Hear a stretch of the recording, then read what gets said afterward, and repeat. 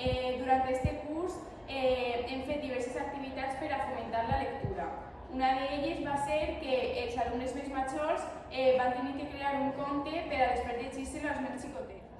Altra modalitat que hem fet per a fomentar la lectura ha sigut llegir totes les setmanes durant 2 vegades diàries i jo ho he utilitzat per a llegir-me la Llegenda i la Barraca.